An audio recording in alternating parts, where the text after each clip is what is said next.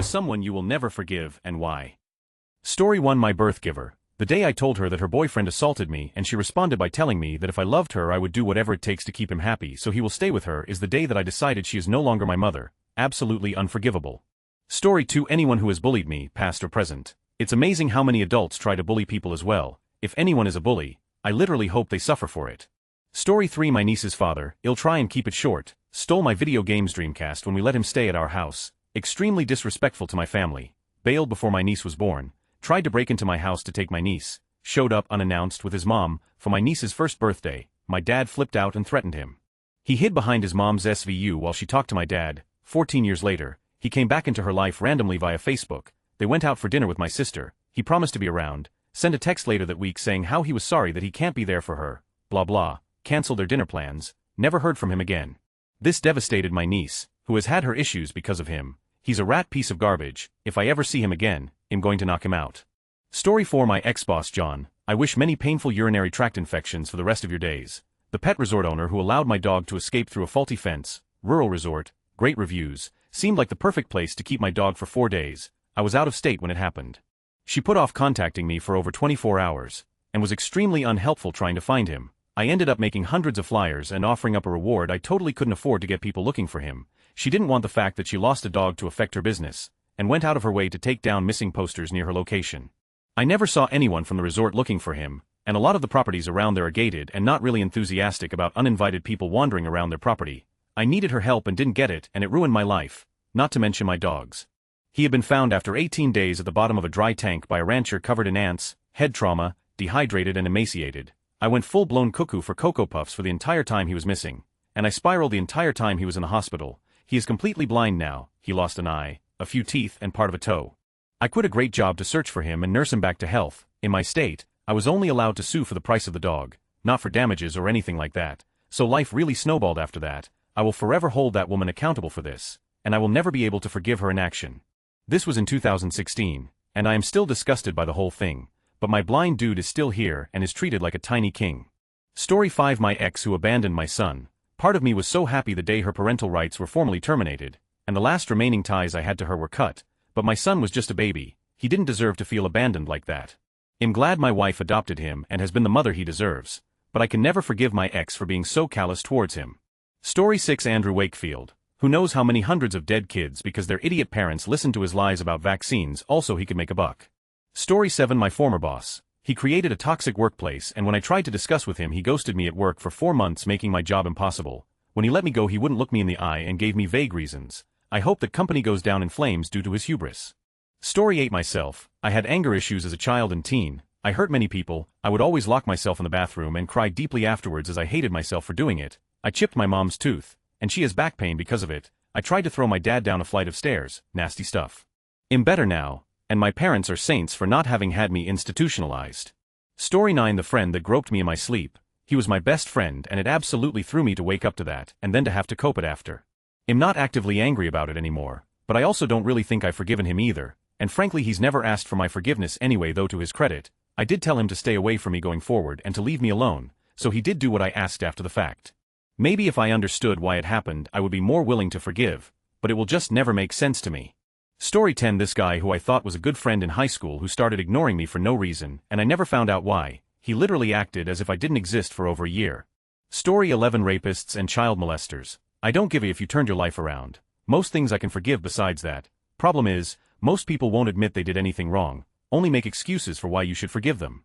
Story 12. My ex, the girl he cheated on me with. She knew about me, lied to my face about it, and he hid the cheating and still lied to me about it even afterwards. Story 13. 40 years ago I worked for an uncle of mine who had a small trucking company. When I told him that my wife was pregnant and I needed medical benefits, which he did not provide, he said he couldn't afford it, yet he was sending his son, my cousin, to private school, just bought his wife a brand new car and was taking 2 overseas vacations a year while I ran his company in his absence. With the help of my father-in-law I found another job which provided me medical benefits, but at future family gatherings, according to him, I was the bad guy because I left his company. Nobody will screw you like family. Story 14. My mother. She went berserk on my wife because we as young parents wanted to raise our baby our way, not as my mother wished. She told my wife she is insane with up head. This year it's 4th year we don't speak with her anymore. At this point, we are better without her. I don't want any relationship with that woman. Story 15. My coworker. She used information that I gave her and my bad memory. to potentially cause me irreparable harm. And why? Because I was talking to her ex-boyfriend, just in a friendly way from 15 years ago. She's been happily married for 10 years. Story 16. My mother. I'll try to make a very long and kinda shitty story as short as possible. I grew up as the fat kid, didn't matter what I did, I couldn't keep the weight off. My mom sent me to a Catholic school where my peers were physically, emotionally, and even abusive to me. The staff at the school did next to nothing, and if I tried to defend myself I would be the one getting punishment for it. Some of the clergy at the church decided to take me under their wing, which ultimately got me molested. Life in grade school was a living for me, and I begged and begged, and begged to be taken out of that school and sent to public school like my brother and sister got to do. Nope, I was basically left to fend for myself the best I possibly could. Years later, in an effort to get my mom to understand what I've been working through in therapy, I was explaining to my mother what happened to me and how awful it was, and how upset I was that my siblings got taken out of that school but I was left behind. Not only did she not believe most of what I said, because to accept that she had anything to do with why I was so up in my teens, 20s, and 30s would be to admit she wasn't the best mom ever, and that'll never happen, but she also finally told me why she refused to take me out of there. Apparently, she made a promise to some strangers at Catholic Charities, the place she adopted me through, that I would get a good Catholic education. Okay, I need to go rage out for a while. Every single time I recount this it makes me so angry I don't know what to do with myself. Sorry for the novel, I tried to keep it as short as I could. I just really don't want to be alive anymore. Hugo Chavez, Nicolas Maduro, Diosdado Cabello, Lucas Tascon, etc. As a Venezuelan no longer living in his home country, you may know why. Story 17. My incubator. I could forgive her for the physical, mental, and emotional damage she did to me, but I can never forgive her for the mental and emotional damage she did to my sisters. Her preferential treatment of my brothers did no favors for them in adulthood either. My donor for ignoring me for 11 years while driving through where I lived to visit my older brother or go on vacation or see his third wife's family several times a year, coming to apologize 2 days before my stepdad who raised me and visited and invited me to spend time with him and my 2 little siblings at their home and on holidays even after he divorced my incubator was declared brain dead. Donor then demanded my communication because he apologized, and when I told him I didn't feel like talking because my dad just died, his response was he was not you dad, I'm your dad, never forget, never forgive, never communicate again, I will not go to their funerals, and I will not shed a tear when I hear through the grapevine that they're dead. My ex-wife, she kidnapped my kids, brainwashed them into thinking I would abuse them, and allow them to be abused and kill them. 10 years later and we are still dealing with the trauma. The kids haven't heard from her in 5 years. I will never forgive her, or her now soon-to-be ex-husband. So much of what she accused me of doing she did. Even the court felt she would kill them if she had unsupervised access to them again. Story 18. My mother, because she was physically and verbally abusive to me starting when I was a baby. I will also never forgive my father for standing by and letting it happen. He could have done something but he chose not to. His words, it took me years of therapy to undo the damage she did. I don't forgive or forget.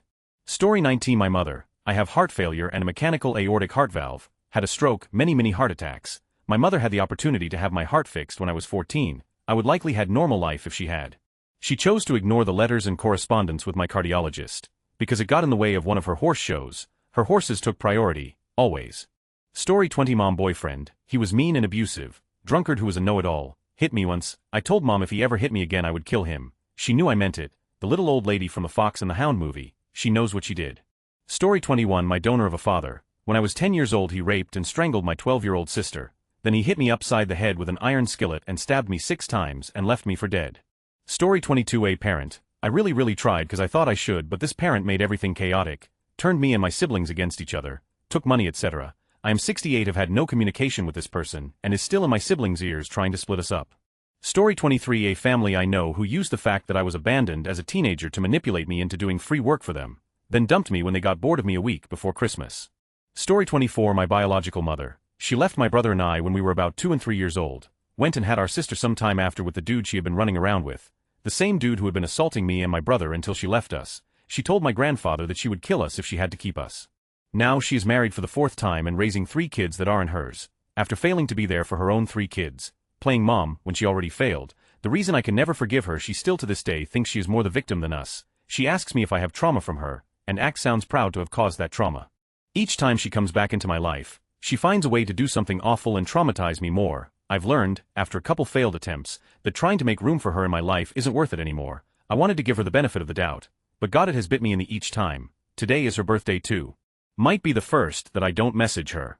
Story 25. One of my best friends all throughout high school, college, and into my adult life, got engaged and chose to support his fiancée in being petty. She purposely planned her bachelorette party to be on the same day as my wedding because she got in an argument with another of our friends and she didn't want him around the other friend.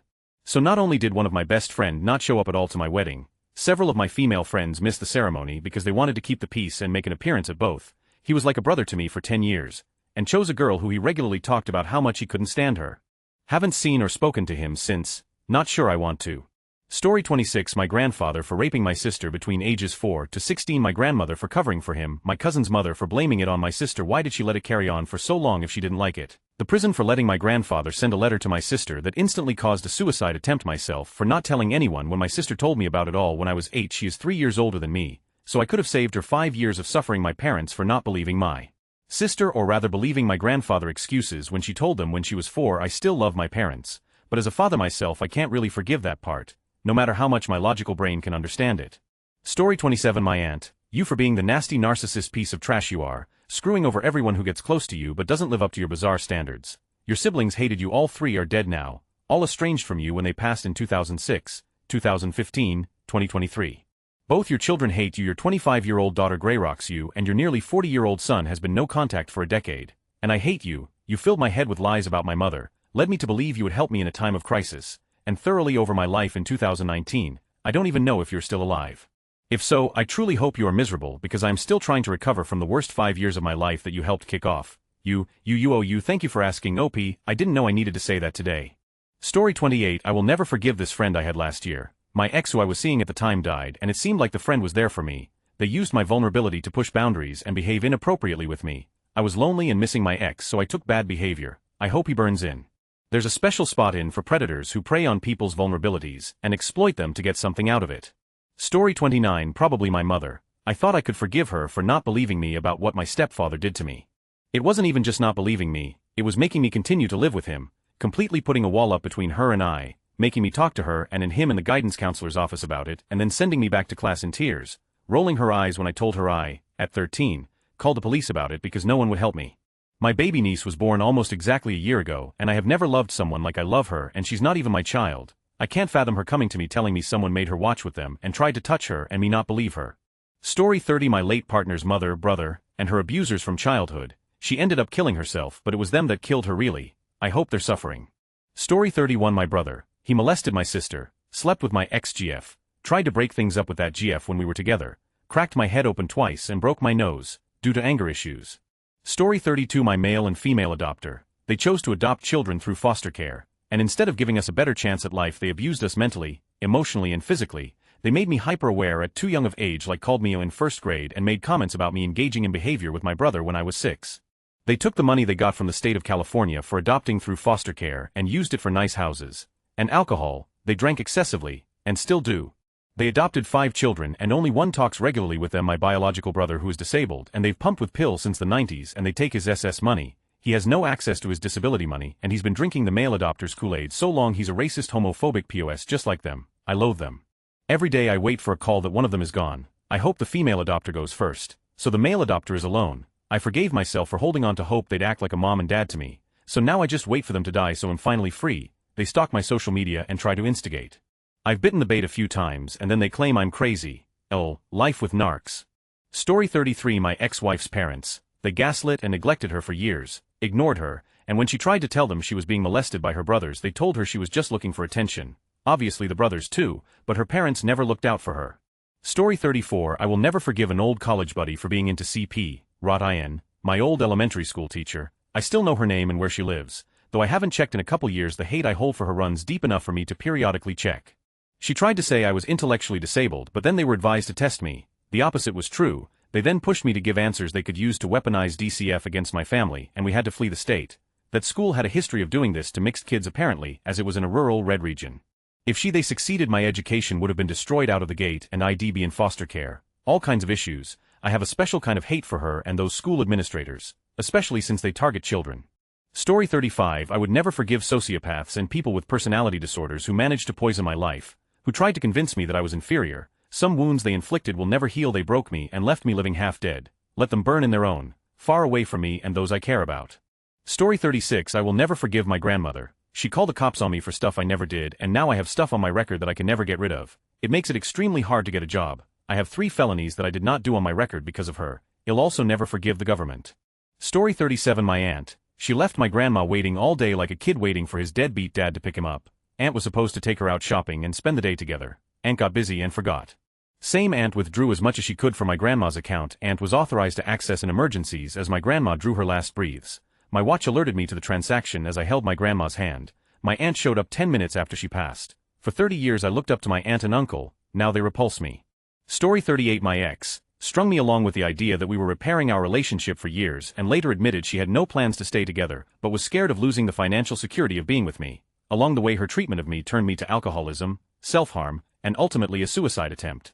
After which she decided to lie to the police in order to secure a temporary protective order, getting me kicked out of our apartment, losing my job, we worked in the same building, and preventing me from seeing our son for a year. I hope nothing but the worst for that woman. Story 39. My stepdad's aunt. I will make her grave into a public bathroom when she finally croaks. She used to be a foster parent, and she would treat her foster kids like her personal servants.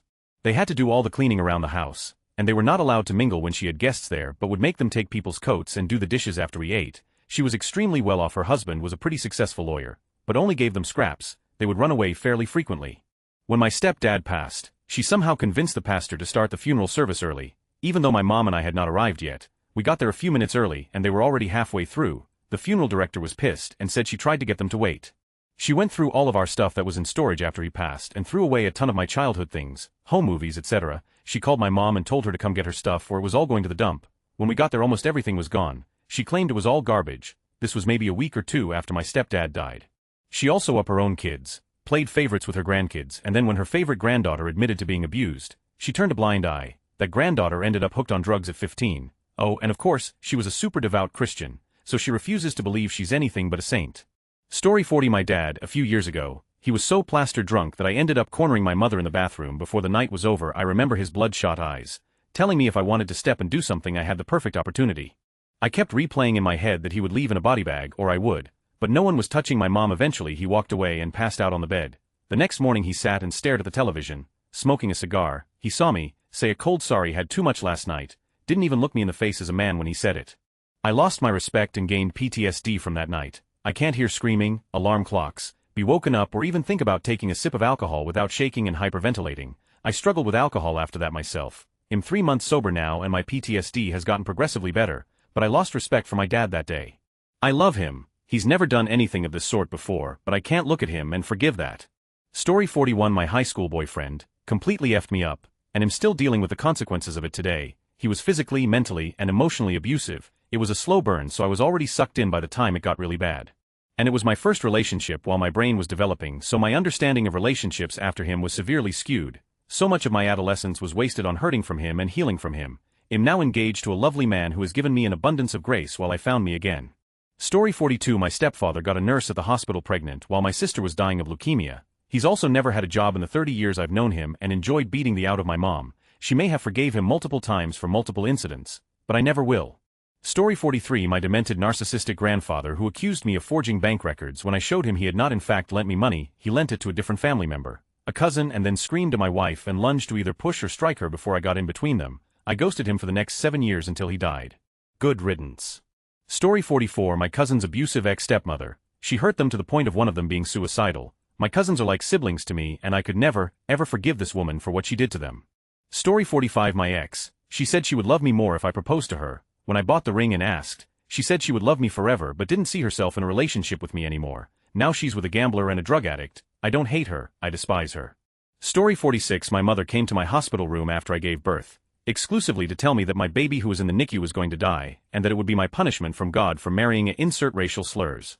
Story 47. Childhood who slept with my GF when I went to college. She's cut off forever also, but losing my best friend gutted me. 20 years later, it still hurts. Story 48. My dad and my uncle. I found out he was having inappropriate discussion with 14-year-old boys online. Told my mom. We gathered all the proof we could to contact the police. He found out we knew. Asked his brother to help him erase everything. He did. Police said they needed the originals. Took his computer and found nothing on it, so he got away with it. Then he used that against my mom and I to tell everyone how horrible we were, that we were liars trying to ruin his life. Made up terrible lies about me to turn everyone against us. Here are a few. He said I was always walking naked in front of him because I was in love with him, that I was stealing money from him, that I was stealing his painkillers to get high and that he had to suffer because of me, that all the paintings I made were his and that I was just signing them to make people believe it was me, and more. Haven't seen him in 20 years and I don't want to. He can die alone in a ditch for all I care. I won't show up to his funerals. Story 49. My father. He was an insufferable narcissist and very abusive, as in child head-shaped holes in the wall kind of abusive, and on top of that he raped me.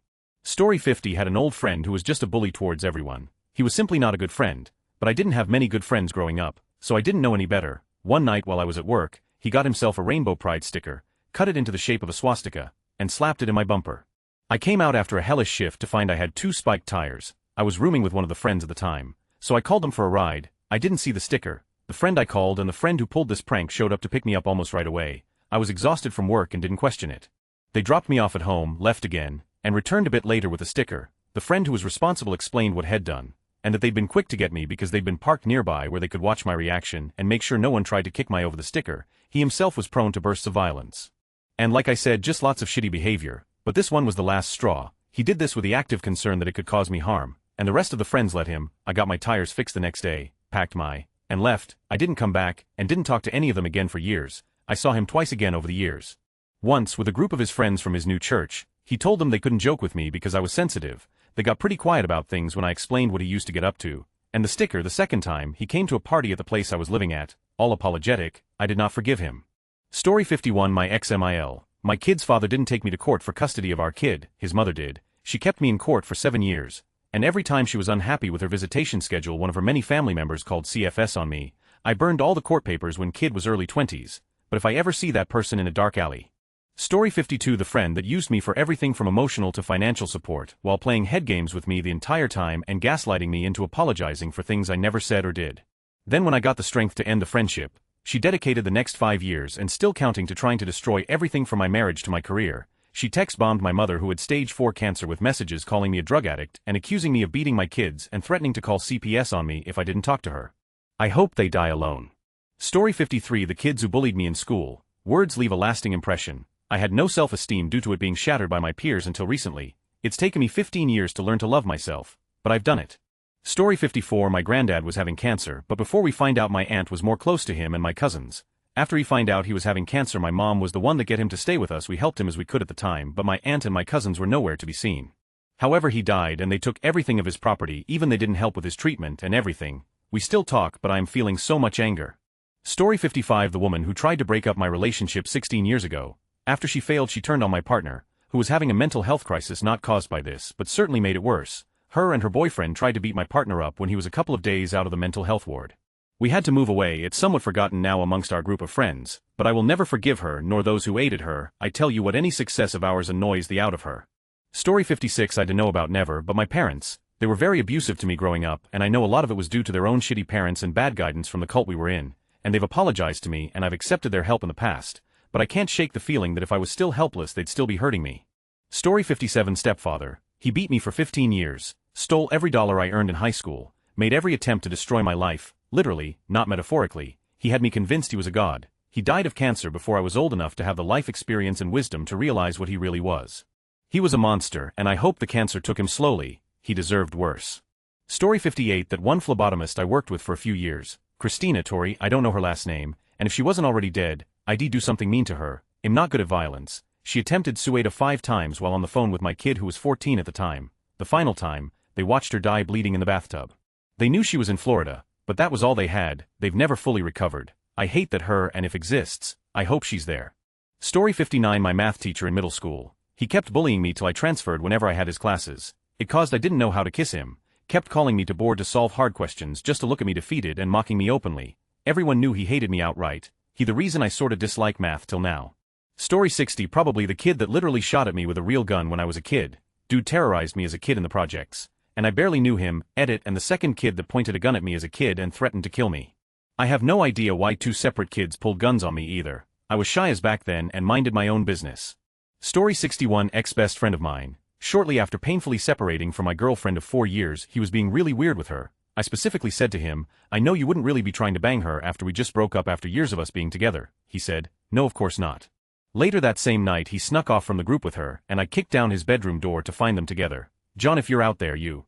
Story 62. My mother, a full-blown narcissist. At 79 she's alone, estranged from all her family, and deservedly so. She's deeply religious, so when she dies, her first comment will be, it's hot up here. Why? She served her own ego and the facade of her image above all. She cared about nothing else. This stupid kid named Massian. I know what you did. Story 63. The who abused and exploited my grandfather. Kindest, most loving person I've ever known for over a decade.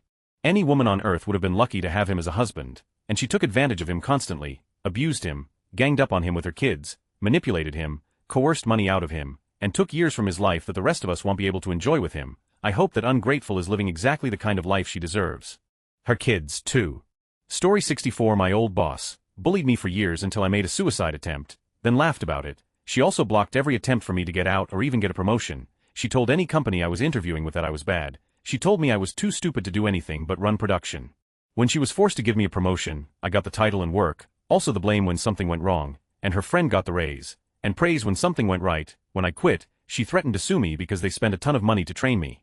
Every few weeks, she calls me demanding I come back, saying I have to or they will take me to court for embezzlement, claiming I stole from the company when I left because of the money they invested in me. If she sees me in public, she makes a beeline to me to harass me. She's come to my house once. I ended up having to call the cops because she would not leave. The reason she won't leave me alone. Turns out her threats that they can replace me easily every time I demanded pay similar to others within the same company with the same title, were a bit presumptuous. I used to tell her I would return if they gave me $21 an hour, full benefits paid by the company, and 6 weeks paid vacation every year, with raises every year that exceed inflation by 2. They said yes, then I jumped it up to $40 an hour. They called me a communist for putting my needs before the company. Called me a mama's boy when I asked to take a couple days off to help my mom recover from surgery, threatened to fire me for going to my brother's funeral, and denied me bereavement leave 3 separate times. When I hurt my back, the doctor told me to rest for a couple days. I called in saying this. She told me that an elitist doctor doesn't tell me when I can have off, and mandated 12-hour shifts, and she specifically had me lifting parts and pulling heavy racks. Now I have mobility issues and can't stand or walk far without being in a ton of pain. Blamed me for overtime and besmirched my name to my coworkers because I refused to work double shifts 7 a.m. to 1 a.m. until they caught up. This alienated me. I was expected to do all the work in my department. Never got help unless I fell behind. I would ask for help and they would call me lazy and that I needed to work harder. In meetings, I would be yelled at for not asking for help, saying they were there for me and I needed to ask for help more. When I fell too far behind, I got written up. This happened frequently. If I did get help, there were people they were getting ready to fire in a few days. If I got help for a week or so, my department would catch up. But that would make the other supervisors look bad, so I would lose my help immediately. Most of the time, I would work by myself. The final straw, when she told me straight-faced that she's always shown me respect, something she at one point said was communist because she was better than me and had a right to treat me poorly.